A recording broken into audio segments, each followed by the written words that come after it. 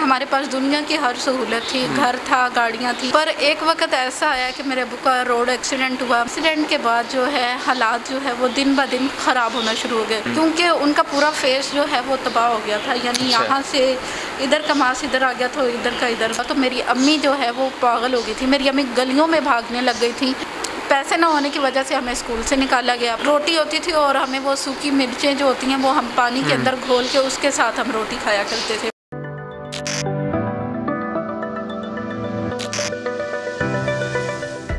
अस्सलाम वालेकुम नाज़रीन, मैं हूं आपका मेज़बान AK आज़ाद। आप देख रहे हैं अनवार इंसान।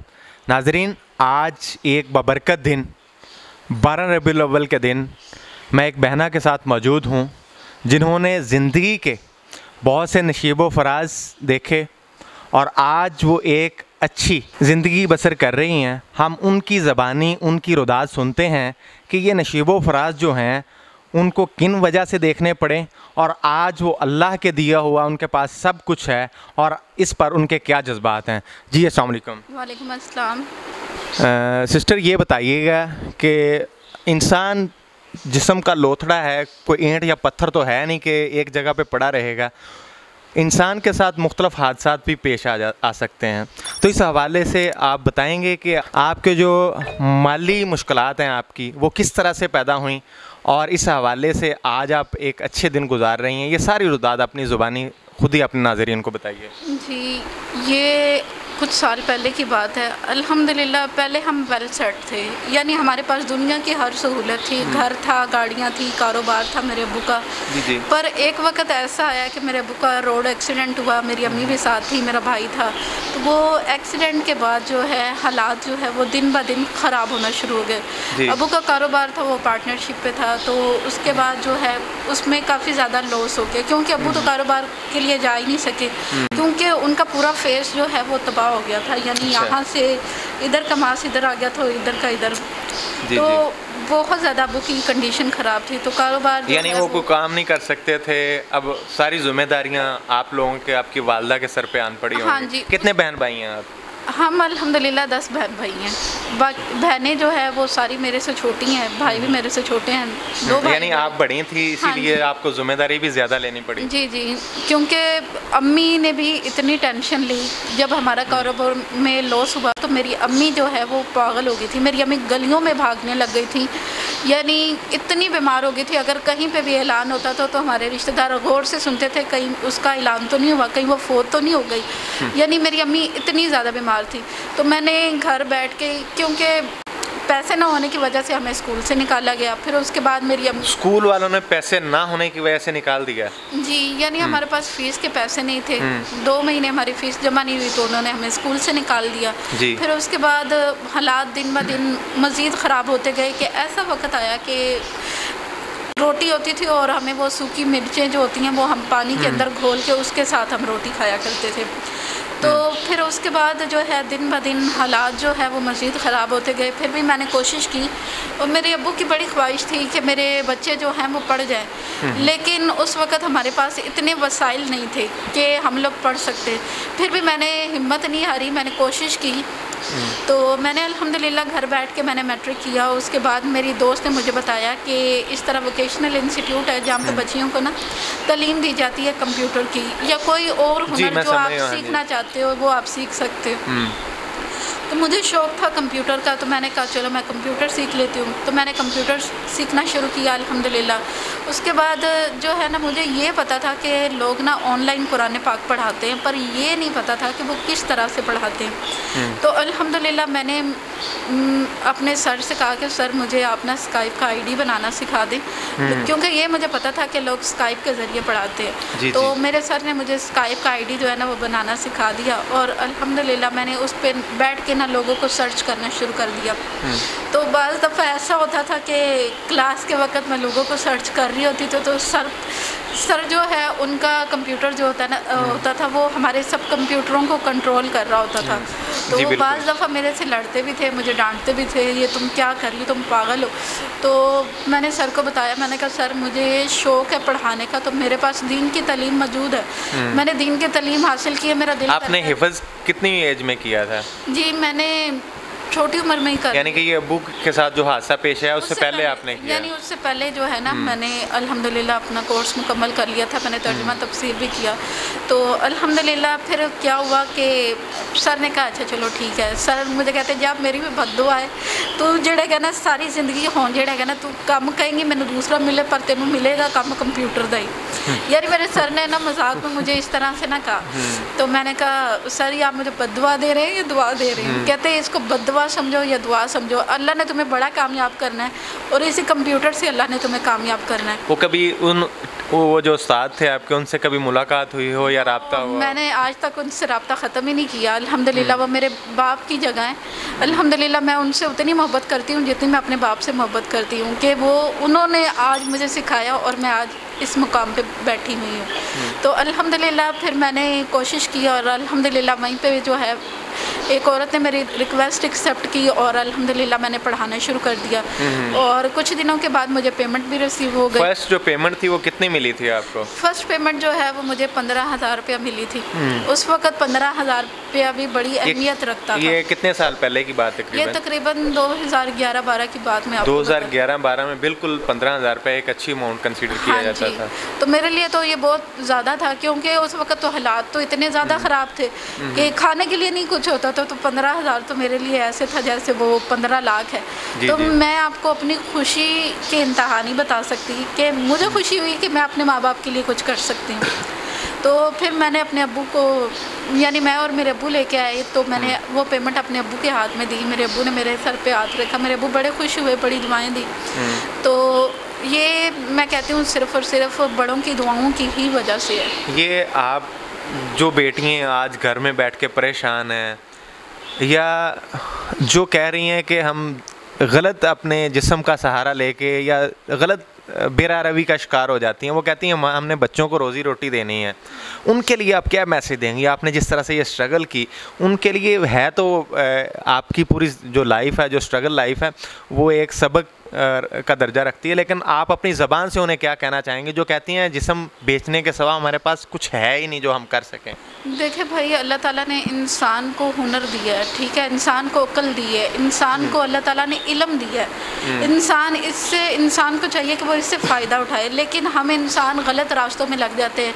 गलत रास्ते पे लगना होता तो मैं भी लग जाती, मैं भी तो घर से बाहर जाती थी, लेकिन मैंने चुना अपने लिए अल्लाह का रास्ता। मैंने कहा कि मैंने करना है तो यही करना है, क्योंकि देखो हम मुसलमान हैं, हमारे घरों में बच्चों को दीन तो सिखाया जाता है, कुरान सिखाया जाता है।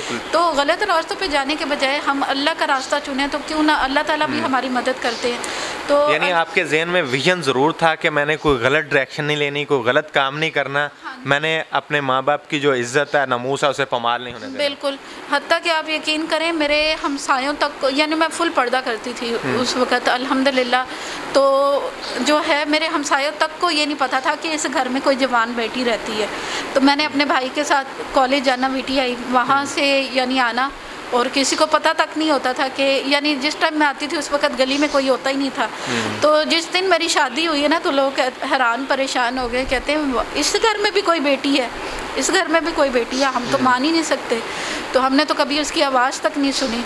यानी अपनी इज़्ज़त की हिफाजत इंसान खुद करता है। मैंने अल्हम्दुलिल्लाह अपने वालिदैन की अच्छी बेटी बन के दिखाया है और उनको भी अल्हम्दुलिल्लाह मेरे पे आज फ़ख्र होता है और वो खुशी से बताते हैं कि ये सब आप जैसी जो और बेटियां बैठी हुई हैं घर में परेशान हैं, हालात तंग दस्ती के हालात हैं, किसी का वालिद इस दुनिया फ़ानी से कूच कर गया, कई ऐसे वालिदैन हैं जिनके साथ इसी तरह के हादसात, चूँकि हमारे समाज में बहुत से मसाइल हैं, तो उन बेटियों को क्या मैसेज देंगी? वो क्या करें, वो किस तरह से अपनी डायरेक्शन पकड़ें कि आप फॉर एग्जांपल आपके पास कुरान की तलीम है, एक और बहन है उसके पास साइंस की तलीम हो सकती है, मेडिकल की तलीम हो सकती है, उनको डे फर्स्ट से किस तरह से वो चीज़ों को लेके चलें, उनके लिए क्या लेसन आ, क्या मैसेज है? ये देखें, मोबाइल तो हर घर की ज़रूरत है, बिल्कुल हर बंदे के पास है, हर बंदे के पास होता है। यही हुनर हम घर बैठ के दूसरों को सिखाना शुरू कर दें। मैंने ये सारा तरीक़ाकार अपने YouTube चैनल पे भी सिखाया कि अगर आप कुरान पाक पढ़ाना चाहते हो तब भी आप इस तरीके से पढ़ा सकते हो। अगर आप कोई और स्टडी करवाना चाह रहे हो तो आप मेरे चैनल पे हैं, वहाँ पे मैंने सारा तरीका। किस नाम से आपका चैनल? नबीला रमीज़ व्लॉग के नाम से मेरा YouTube चैनल है। वहाँ पे मैंने ये सारा तरीक़ाकार आज से तकरीबन 9-10 महीने पहले मैंने ये सिखा दिया हुआ है। हर चीज़ मैंने स्टेप बाय स्टेप सिखाई है कि किस तरह से आईडी बनाना है, किस तरह से लोगों को रिक्वेस्ट सेंड करनी है, क्योंकि अब जो हालात हो चुके हैं, लोग बच्चों को बाहर नहीं निकालते, बिल्कुल ऐसे घर बैठ के ही लोग जो है वो कहते हैं कि हमारे बच्चे महफूज हैं। जो हालात हो गए तो वो कहते हैं घर बैठ के हमारे बच्चे पढ़ लें तो वो बेहतर है।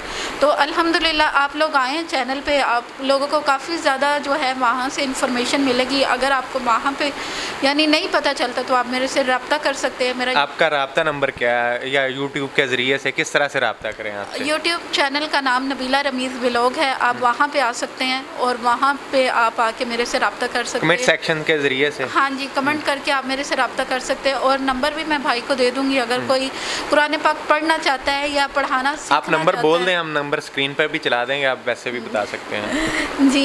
0310 10 64 080 ये मेरा नंबर है व्हाट्सएप। जी नाज़रीन, ये सबसे बड़ी बात होती है कि जिस बहन ने खुद मुश्किलात देखी, अब वो चाहती हैं कि अगर कोई और मेरी बहन इसी तरह मुश्किलात का शिकार है तो वो मेरे व्लॉग से इस्तेफ़ादा कर सकती हैं।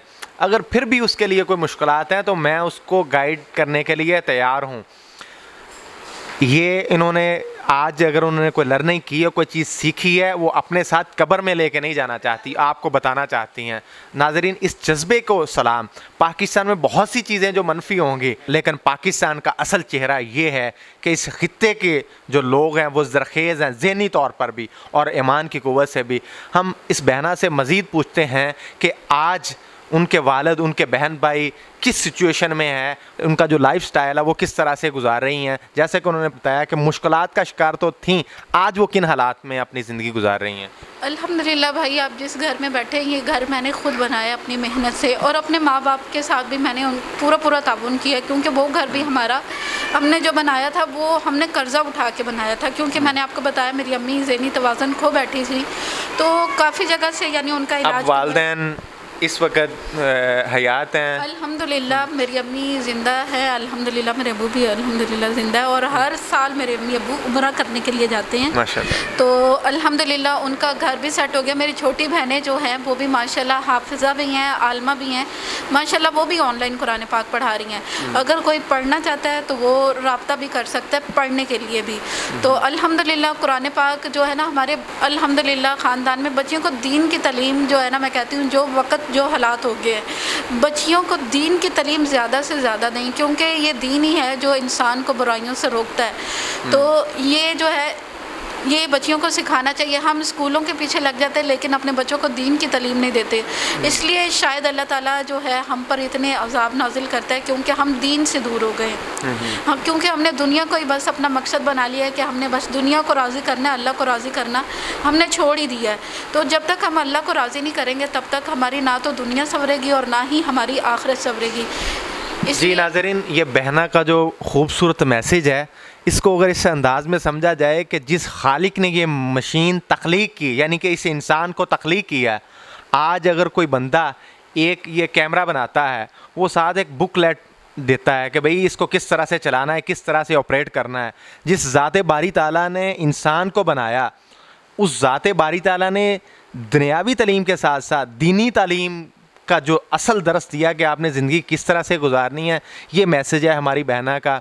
आज इस मुबारक दिन के मुनासबत से भी अगर हम रसूलुल्लाह सल्लल्लाहु अलैहि वसल्लम को हकीकी तौर पर अमली नमूने की हैसियत से उनकी सीरत पर अमल करते हैं तो यकीनी तौर पर हमारी दुनिया और आखिरत की कामयाबी इसी में है। बहना से और बहुत से मैं क्वेश्चन तो करना चाहता हूँ, लेकिन वक्त की नज़ाकत को मद्देनज़र रखते हुए ये मेरा आखिरी सवाल होगा कि आप आइंदा आने वाले दिनों में इस मुल्क के नौजवानों को क्या मैसेज देंगी? आज 12 रबीउल अव्वल की मुनासबत से क्या कहना चाहेंगी? हम उन्हीं का मैसेज आपको सुनवाते हैं कि वो अपने जज्बात का किस तरह से इजहार करती हैं। मैं यही कहूँगी, सबसे पहले जो है वो अल्लाह की ज़ात है। सबसे पहले इंसान को चाहिए कि वो अपने रब को राज़ी करे और उसके बाद वो अपने माँ बाप का जो है वो ताबेदार बने। अगर इंसान चाहता है ना वो ज़िंदगी में कामयाब हो, जब तक वो अपने माँ बाप को और अल्लाह की ज़ात को राज़ी नहीं ना करता, तब तक वो ना तो दुनिया में कामयाब हो सकता है और ना ही वो आखिरत में कामयाब हो सकता है। इसलिए मेहनत करें, ठीक है, मेहनत भी इंसान को करनी चाहिए, क्योंकि अगर इंसान मेहनत नहीं करेगा तो कभी कामयाब नहीं होगा। बस हम कहें कि खाली दुआओं से भी काम हो जाता है, तो खाली दुआएं भी तब तक नहीं लगती जब तक हम कहते हैं ना कोशिश नहीं करते। जब तक हम कोशिश नहीं करेंगे तब तक कुछ भी नहीं होगा। कोशिश करने वालों की कभी हार नहीं होती, इसलिए कोशिश करते रहे। इंशाल्लाह अल्लाह की ज़ात आपके साथ है। अल्लाह हमसे बहुत मोहब्बत करता है, 70 माओं से ज़्यादा मोहब्बत करता है। बेशक। तो आप लोग मेहनत करें, इंशाल्लाह अजर अल्लाह की ज़ात ज़रूर देगी। नाज़रीन, अब इतना खूबसूरत मैसेज है कि मैं वक्त ज़ाया नहीं करना चाहता। नाज़रीन, इसी खूबसूरत मैसेज के साथ कि आप मेहनत करेंगे उसका सिला ज़रूर मिलेगा, नीयत साफ़ हो और अल्लाह पाक उस नीयत के बदले आपको ज़रूर फल अता फरमाएगा। इसी के साथ मुझे अपने मेज़बान AK आज़ाद को इजाज़त दीजिए। देखते रहिए नवाइल शान। अल्लाह निगहबान।